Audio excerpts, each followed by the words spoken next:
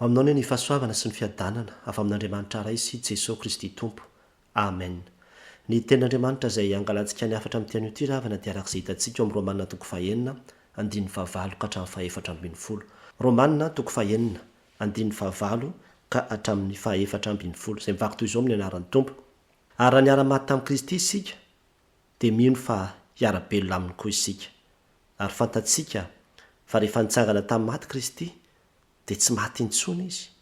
tsy manan-kery amin'ny intsony ny fahafatesany, fa ny amin'ny nahafatesany dia maty, ny amin'ny otindray mandeha izy, fa ny amin'ny hahavelomany kosa dia velona ho an'Andriamanitra izy. Ary ao koa tahaka izany koa ianareo, ka ny tenanareo dia ataovy efa maty ny amin'ny ota, fa velona ho an'Andriamanitra ao amin'ny Kristy Jesosy. Ko aza vela ny ota njaka amin'ny tenanareo mety maty, anarahanareo ny filany. Ary aza manolotra ny momba ny tenanareo amin'ny ota ho fiadininy tsy fahamarinana, fa toloro ny tenanareo an'Andriamanitra toy ny efa maty nefa velona. Ary momba ny tenanareo ho fiadininy fahamarinana ho an'Andriamanitra. Fa ny ota tsy hanan-kery aminareo, fa tsy mba ambany lalàna ianareo, fa ambaniny fahasoavana. Amen. Araka izany ravana dia ny fahafahan'ny mpino ao amin'ny Kristy amin'ny herin'ny ota. Izany moa no hitantsika eny amin'ny soramandry, mamitana ihany koa izy ho ampahatsoratra masina izay niraisintsika izao. Ary andeha ho raisintsika manokana ilay 9:1 tapany faharoa manao hoe: ny tenanareo dia ataovy ho efa maty ny amin'ny ota, fa velona ho an'Andriamanitra ao amin'ny Kristy Jesosy. Ny tenanareo dia ataovy ho efa maty ny amin'ny ota, fa velona ho an'Andriamanitra ao amin'ny Kristy Jesosy. Famarinana roa ry havana no azontsika tsoahana avy amin'izany. Ka ny famarinana voalohany izay hitantsika eto dia izao hoe: ataovy ho efa maty ny amin'ny ota ny tenanareo, hoy Paoly tamin'ny mpino tany Roma. Ataovy ho efa maty ny amin'ny ota ny tenanareo,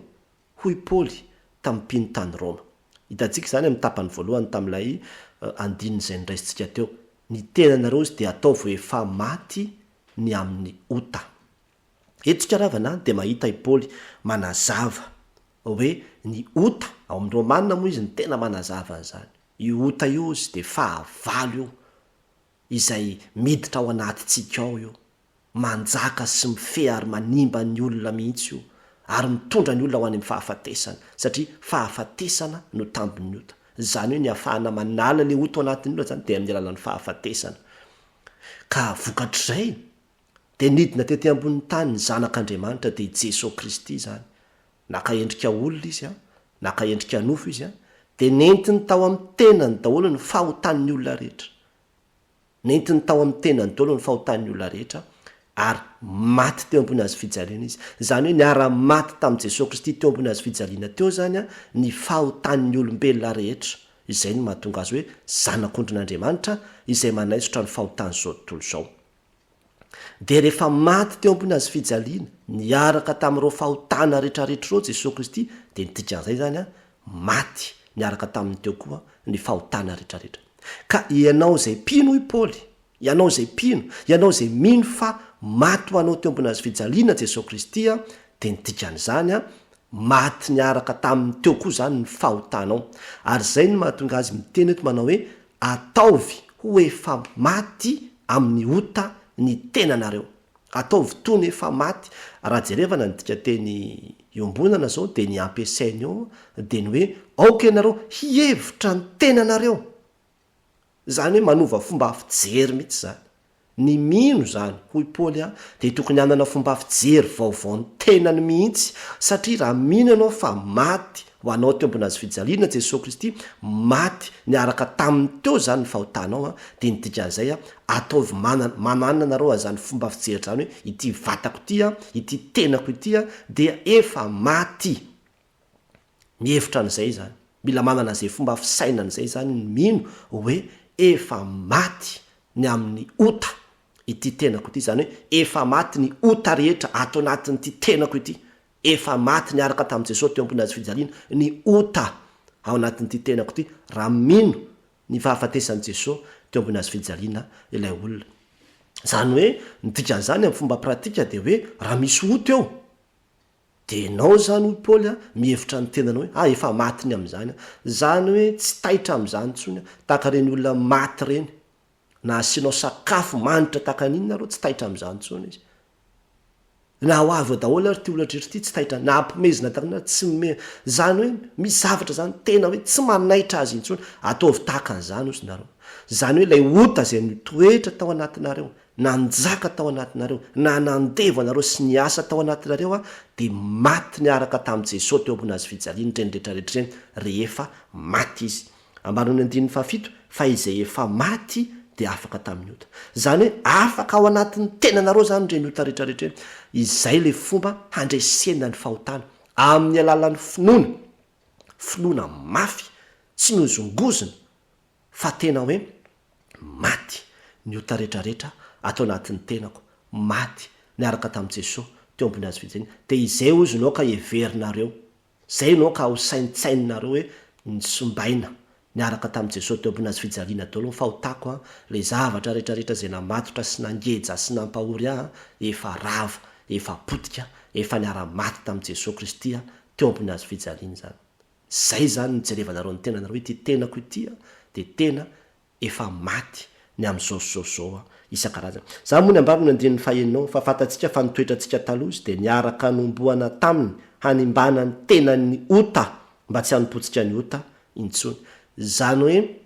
tena ny sombaina niaraka tamin'i jesosy teo ambony azy fijaliana ny ota ny filana ny faharatsiana rehetra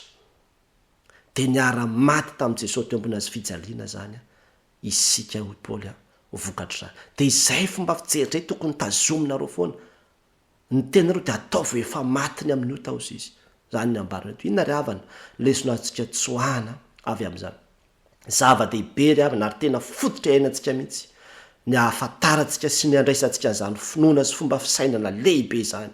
hoe efa matiny amin'ny ota ny tenako efa maty ny amin'ny ota ny tena efa maty ary dikan'izany de zao angamby ianao mety olona manamelo tena foana ny amin'ny fahotana zay vitanao hatram'izay le fahotana zay asa nisy fahalavonana mety nisy ota lehibe vitanao de mahatsiaro ny tenanao tena hoe mpanoty ianao ary manameloka sy manenjika anao foana ny eritreritrao ny am'zany fahotana vitanao zany ankehitriny de miantso anao tao ny tenin'andriamanitra amin'ny alalan'izao afatra izao hoe ataovy efa maty efa vity zany efa potika teo ambony azy fijaliana zany fahotana efa voalony trosany zany aza manamelo tenany am'zany intsony ianao fa efa nentin'i jesosy teo ambony azy fijaliana zany ny pratika an'le izy eo amin'ny fiainantsika angamba koa ianao mety feheziny lasa misy olana hoe tena mihevitra ny tenany hoe tsy mendrika ho an'andriamanitra mihitsy izy hoe za tsy mendrika ho an'andriamanitra mihitsy satria jerevany daholo ny zavatra vitany rehetrarehetra angamba ianao mety olona ny sara-panambadiana na mety maditra be ny zanakao na mety nanala zaza ianao tany amin'ny fahatanorano tany nisy zavatra tsy nety nataonao de hoe ianao hoe za tsy mendrika ao an'andriamanitra tsy mendrika anao ny asan'andriamanitra tsy mendrika ny antson'andriamanitra tsy mendrika ny anompo an'andriamanitra sy ny toy izany fa nameloha tena avy amin'ny devoly zany fa ataovy hoe efa matiny amin'ny ota ny tenanareo paoly zany hoe efa tapaka ny fifandraisany zany ota izany amin'ny fiainanao ankehitriny efa tsy tokony feanao intsony zany fa efa lasa zany efa lasa momba ny lasa zany fa efa novonoana teo ambony azy fijaliana izany rehetrarehetra zany ary tsy tokony hanameloka itsika intsony ry havana ny lasantsika tsy tokony hanameloka atsika intsony ny lasantsika fa efa namboariny jesosy tonga olom-baovao ianao efa nentiny teo amin'ny tenany ny fahotana sy ny enatra sy ny latsa rehetra zay tokony ho antsika mba hananantsika fiainam-baovao angamba ianao mety feheziny fakapanahy samihafa mety feheziny karazana eo nty resaka fakapanahy ty moravana raha azavaina kely de izao ny olona anankiray raha mbola tsy niara-maty tao amin'ny kristy teo ambony azy fijaliana izy tamin'ny ota anankiray zany hoe ohatra zany hoe mijangajanga fijangajangana zany zo ohatra ndraisitsika de izao raha mbola tsy nomboana teo amin'ny azy fijaliana zay fahotany zay zany hoe mbola tsy nentiny homboana teo amin'ny azy fijaliana niaraka tamin'i jesosy kristy de mazava ho azy fa mbola mitoetra ao anatiny zany le ota de mbola miazona azy io filana io zany mbola mibaiko azy mbola miazona azy foana zany le ota fa rehefa nentina teo amin'ny azy fijaliana kosa le izy natolotra an' jesosy le izy ary nambara hoe jesosy ity ny fahotako mifona manaiky fa nentinao teo ambony azy fijaliana koa ty fahotako ty ary voadioanao amy rahanao a de nidikan'izay a miala ao anatiny le ota mbotehina teo ambony azy fijaliana le ota ary afaka izy de iny ota iny a tsy manjaka ao anaty tsy manandevo azy intsony iny satria efa niala tao anatiny iny zany mahatonga le soramandry milaza manao hoe ny fahafahan'ny mino an Kristy amin'ny herin'ny ota ahoana ny anafahana ny mino amin'ny herin'ny ota amin'ny fahamonona le ota eo ambony azy fijaliana zay zany rehefa niara-maty amin'ny Kristy eo ambony azy fijaliana ny otatsika de hoy Paoly hoe aoka ianareo hevitra amin'izay fa efa maty ilay ota dikan'izay zany a zay fomba fijery zay mihitsy aloha mila nanana hoe efa maty io ota io efa maty teo ambony azy fijaliana ity ota ity a dia efa tsy manan-kery amin'ny tenako intsony zany izay finoanao zay de ho taterahan'Andriamanitra sy aseho an'Andriamanitra ao anatinao zay rehefa tena mihinana hoe maty teo ambony azy fijaliana ty zavatra namatotra ty a de izay ary zany ane ryhavana ny fahazaran-dratsy rehetrarehetra zay mamatotra atsika ane de tena izany ane ny fomba ialana aminy ary zany ny ambarino ny 9:7 fa ny ota osy tsy anakery aminareo tsy manan-kery ny ota ho an'izay olona mihevitra ny tenany hoe efa matiny amin'iny ota iny de tsy manan-kery amin'ny tenany intsony le ota araka lefa nambarako teo hoe na misy sakafo matsiro takaninareo a ny olona mety tsy ao amin'Andriamanitra no mahita hoe tena matsiro zany filana zany fa ny olona zay ao amin'ny Kristy efa tsy mahita ny tsirony zany intsony izy satria efa matiny am'zany ny tenako ary le izy hoe ataovy a zany hoe ianao mihitsy ny mila manana an'zany fomba fijery zany manana an'zany finoany zany ianao efa maty efa matiny amin'ny ota ny tenako efa matiny am'zany be deabe ny rava ny ota io e ny avinavina ho zany hoe efa matiny am'zany ny tenako ny fijejejona efa matiny am'zany ny tenako ny alatra efa matiny am'zany ny tenako ro karazana fahatahotra sy zavatra samihafa efa maty niaraka tamin'i Jesosy teo ambony azy fijaliana ny am'zany ny tenatsika ary mila manana zany fomba fijery zany ny kristianina fa izany ny finoana velona fahany miaina fa raha mbola mieritreritra izy mbola manjaka ao anatiny ihany le ota de mazava ho azy fa tena mbola manjaka ao anatiny zany le ota am'izay fotoa zay tena amin'ny finoana ry havana amin'ny finoana no resantsika an'zany amin'ny finoana no ianotsika an'zany fa rehefa mitendana hoe maty anao teo ambony azy fijaliana Jesosy Kristy de tena mino tokoa ary fa maty niaraka tamin'ny teo ny fahotatsika ary zay ny mahatonga amin'ny Paoly manao hoe ataovy hoe efa maty ny amin'ny ota ny tenanareo ny fanontaniana mipetraka amikosa aminao ary zany de zao mino ve ianao fa efa maty tokoa arany ny ota eo amin'ny tenanao maty teo ambony azy fijaliana niaraka tamin'i Jesosy zany simba sy rava niaraka tamin'i Jesosy zany mitaonanao ary havana amin'ny tian'io ty mba tena andray zany finoana velona izany zany anie no antokana fahana atsika sy amonjena atsika amin'ny zavatra zay mamatotra atsika miazakazaka foantsika apetrao tanany atao an'izao hoe fa ny zava-dehibe indrindra de ny finoana ny asa-pamonjena nataon'i Jesosy teo ambony azy fijaliana de ny fandraisanao amin'ny finoana hoe maty niaraka tamin'i Jesosy teo ny fahotako de izay ny fanafahanao atsika ary angatao ny fanay masina anokatra ny sainao anao an'zany finoana lehibe zany entinao miaina ny famarinana faharoa koa nefa zay hitatsika eto de izao hoe atao velona ao amin'ny Kristy ho an'Andriamanitra ny tenanareo hoy Paoly tamin'ny mpino tany Roma atao velona ao amin'ny Kristy ho an'Andriamanitra ny tenanareo hoy Paoly tamin'ny mpino tany Roma hitatsika moa zany amin'ilay andininy zay ndraisitsika teo ozy manao hoe ataovy efa maty ny amin'ny ota fa velona ho an'Andriamanitra ao amin'ny Kristy Jesosy le fa eto hitatsika fa maneho fifanoherana le teo aloha zany a manana fomba fijery zany ny mpino Paoly hoe maty izy ny amin'inona ny amin'ny ota fa velona kosa izy velona eto zany de hoe velona ho an'Andriamanitra ao amin'ny Kristy Jesosy tsara fatatsika aloha ry havana fa nidikany hoe ataovy lefa nambarako teo amin'ny dika teny ambonina de hoe manana fomba fihevitra manana fomba fisainana hoe velona le olona mihitsy zany ho Paoly mila mantatra hoe velona mila miteny an'izay izy mila manana an'izay finoana zay velona aho ahoana mahatonga anazy tokony teny zay ambarany eo ambany eo ambonimbony eo amin'ny andininy fahavalo isao de milaza manao hoe raha niara-maty tamin'i Kristy sika de mino fa hiara-belona aminy koa isika mila mino aloha zany hoe satria mino fa niara-maty taminy a de mino koa fa miara-belona aminy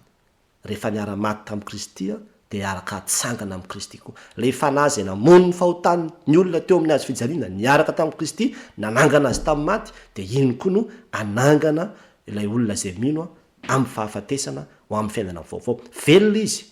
de velona ao amin'i Kristy. Ny dikany teny ao amin'ny io raha jerevanao ny baiboly amin'ny tika teny fototra zany zao de hoe en Kristo. Le en amin'ny teny grika de entiny ilazany hoe miaraka aminy, zany hoe ao aminy miaraka aminy, teny iray ihany zany. Ka azo ambara mihitsy io zany hoe velona miaraka amin'i Kristy zany le olona, lasa velona. Ianao zany hoy Paoly de mila manana zany finoana zany, mila manana zany fiheverana zany hoe velona, ary velona miaraka amin'i Kristy ho an'Andriamanitra, zany hoe vatana vaovao, vatana vaovao izay ho an'Andriamanitra am'izay ty vatana zay noveloma ty, tsy le vatana nisy le ota teo aloha intsony fa vatana vaovao niarana tsangana tamin'i Kristy de vatan'i Kristy le vatana vaovao. De tahaka zany koa sy Paoly ianareo izay mino. Ka le hoe ho an'Andriamanitra ny dikan'izany de zao hoe raha manao zavatra anankiray zany zao ohatra hoe ho an'ny olona anankiray hoe ty zavatra ty de ho atao ho an'ny pastera, ny dikan'izany de zao atolotra ho an'ny pastera iny zany, ho ampiasain'ny pastera zany, anaovana zay sitrapon'ny pastera, anaovana zay afalifaly amin'ny pastera, hanomezana voninahitra azy iny zany. Zay zany ny dikan'izy. Ka tahaka zany mihitsy ny ambaran'ny Paoly eto hoe velona ho an'Andriamanitra, le vatana vaovao zay ny velomina io zany dia atolotra ho an'Andriamanitra io,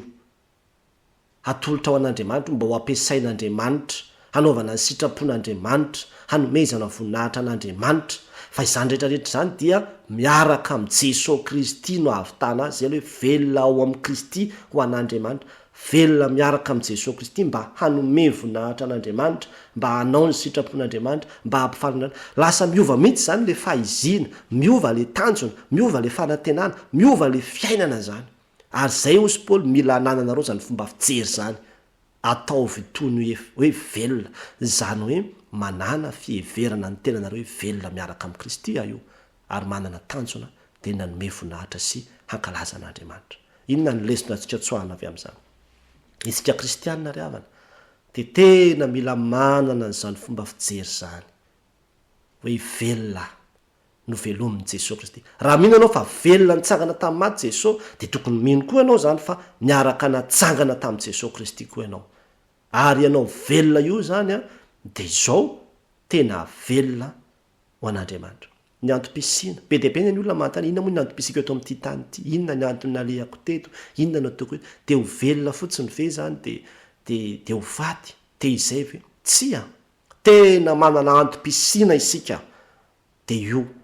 ho an'Andriamanitra, no velomina isika mba ho azy, mba atolotra ho azy, mba hanao ny sitrapony, mba ho ampiasainy, zany le izy. Ary tsy mandeha irery-intsony zany ianao. Angamba ianao mety anisan'ny olona mihevitra an'izany, inona moa zany fa de mandeha miaraka amin'ny Jesosy anao, velona miaraka amin'ny Jesosy anao. Ary tsy mandeha irery-intsony fa tena miara-belona amin'ny Jesosy Kristy ary omeny tanjona vaovao indray, omeny antom-pisina vaovao indray, tena hanome voninahitra azy. Anisan'ny tantara nafinahitra ary havana ny tantaran'ny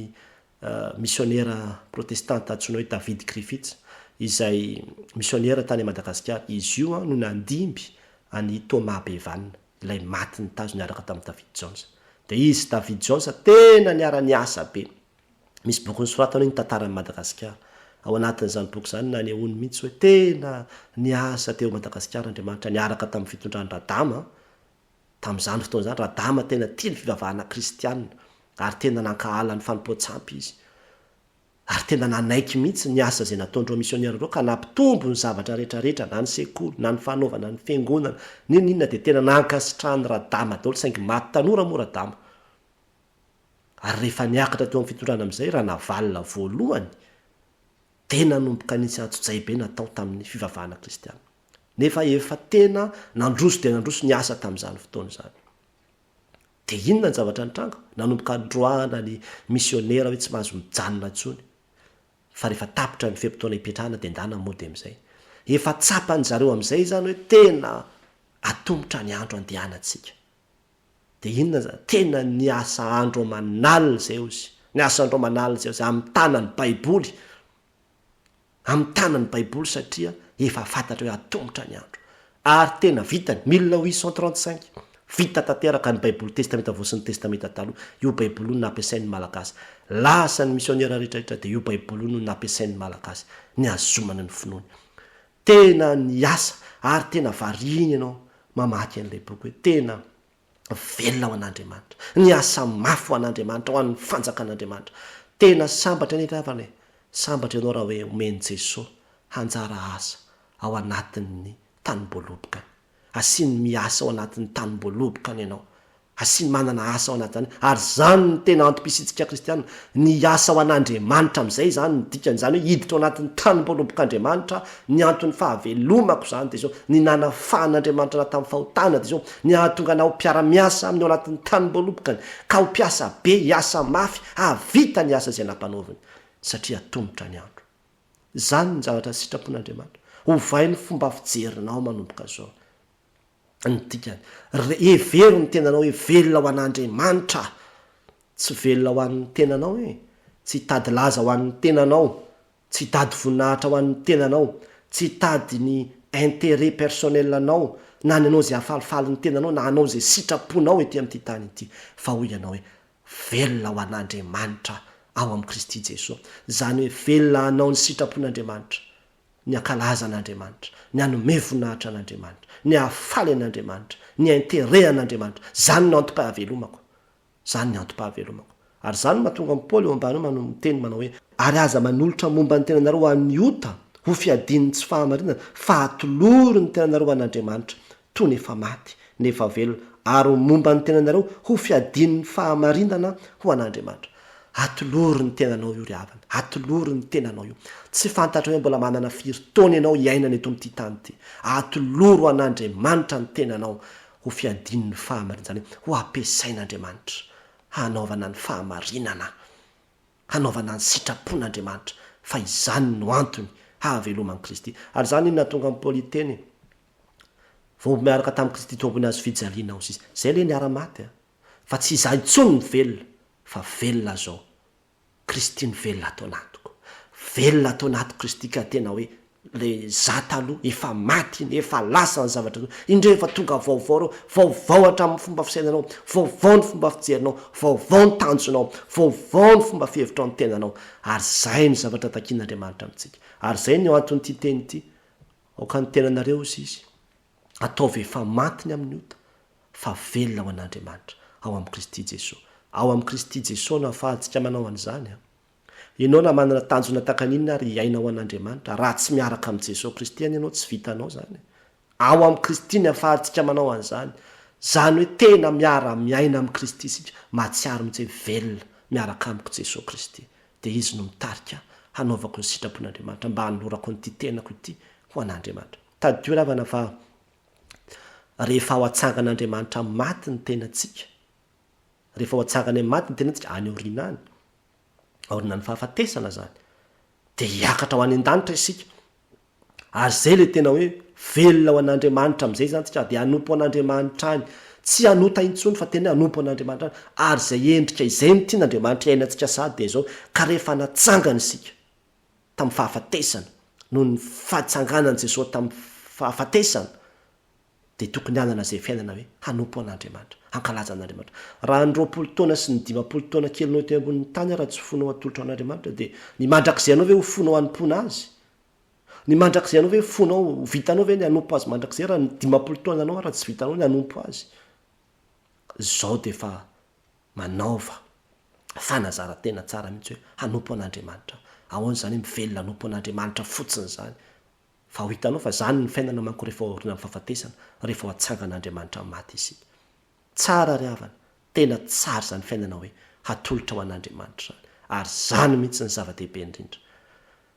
raha fitinina zay rehetra nambara teo zany dia izao voalohany ataovy efa matiny amin'ny io tany tenanareo ho Paoly tamin'ny mpino tany Roma ianao koa ry havana raha mino anao fa maty anao teo ambony azy fijaliana Jesosy manana fiheverana zany hoe maty niaraka tamin'ny teodolo ny otako ny filako ny faharatsiana zay mamatotra olo nafaka ianao raiso amin'ny finoany zany teny zany ny faharo atao velona ho an'i Kristy ao amin'i Kristy ho an'andriamanitra ny tenanareo Paoly tamin'ny mpino tany Roma manomboka zao ary dia ozy ianao hoe velona miaraka amin'i Jesosy ary ny antom-pisiko dia ny anompo an'andriamanitra. Averiko ihany sambatra izay voafidy ho mpiasa anao ka hanohy ireo adidy izay napetraka ao ho Jesosy. Sambatra ianao raha toa ka hanolotra ny fiainanao ray manontolo an'andriamanitra ho azy, hanomezanao voninahitra azy. Fa izany raha teo koa ny mbola fiainantsika rehefa miala ety aoriana ny fahafatesany. Teo azy irery ihany ny voninahitra. Amen.